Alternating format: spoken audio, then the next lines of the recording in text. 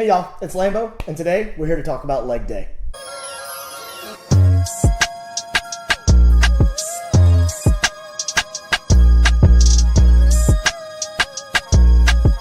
So a couple Mondays ago, I filmed my entire squat workout, and I wanted to give you guys an inside peek into not only how I train, but some of the methods and movements that I use with my clients.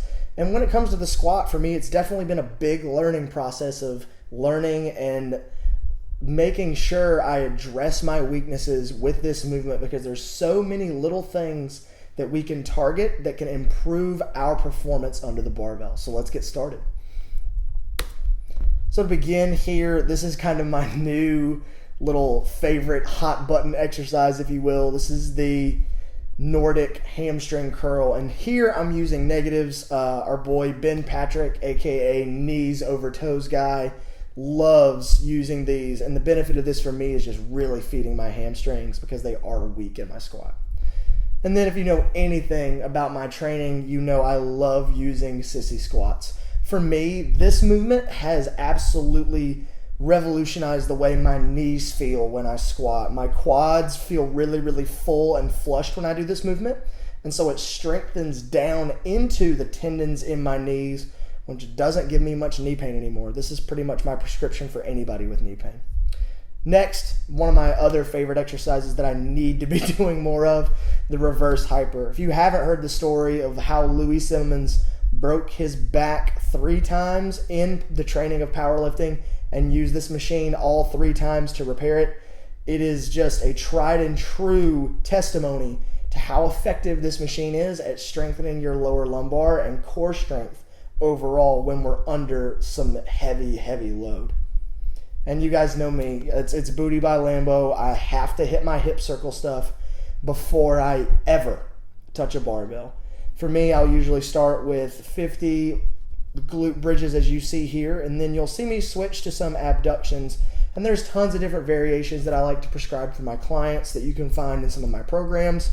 And for me, using the hip circle to open up the glutes and to activate them really, for me, just makes me feel like an absolute lightning rod coming out of the bottom of my squat.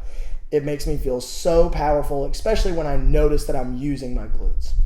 So as I start, I usually hit 5 or 6 reps at 135 before I get into the bar. And today I think I'm building to a heavy 4. So I'll hop under 225 here as my kind of second warm-up set, if you will. And I believe I'm going to take this for probably a set of 5. One of the best tips that I've been using as of lately, a guy named Dan Green, who's a absolute authority in powerlifting, talks about squatting like there's a boulder on your back instead of a barbell. And even though the view's kind of obstructed here, with these sets at 315, what I've been trying to practice is having a little bit forward of a torso, even though I'm squatting high bar. In order to effectively feel and push against the weight, we can't keep our torso too upright. It just breaks down the mechanics of the movement. So after that set of 315, I do believe this is my last set. Threw 365 on, and I think I'm going to take this for a set of 4. And one of the best practices I've learned when it comes to breathing on the squat is to suck in really tight, and as another Louis Simmons quote is, "Show me how fat you are." I want to breathe in real deep and push that pressurized air out of my mouth like I'm shushing a baby on my last rep. And here, start to breathe out, knees drive out, and we stand.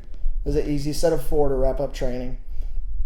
And when it comes to my approach to strength training, I try to keep my weights heavy. As long as my joints, as long as my muscles stay loose and happy, but also strong, I like to keep my overall volume down. And again, if you guys watched my last video talking about using the whoop and all the things I've learned from using it and how to manage my strain, even when it comes to just doing strength work, which is the majority, if not all of my training these days, it still comes down to managing the load that I put on my body. And obviously I want to squat, I want to bench, I want to deadlift heavy weights, but how much volume am I putting on my body? Out of these 4 sets of squats, where one of them was at 135, I guarantee I did not break 20 reps in this squat workout. But for me, this is what I try to use when it comes to my training and my clients' training. I don't want to have too many reps under load. So thanks for checking the video out, guys. Again, please like, comment, and subscribe to the channel. I'm going to try to bring more relevant information around training and share some of the lessons that I've learned and the people that I've learned them from. And again, you guys can follow me on Instagram at Nate_Lambert. Got that wrong in the last video. And if you're looking to take the next step in your fitness journey and book a personal training session with me, you can find the link to my availability for the month of June down below.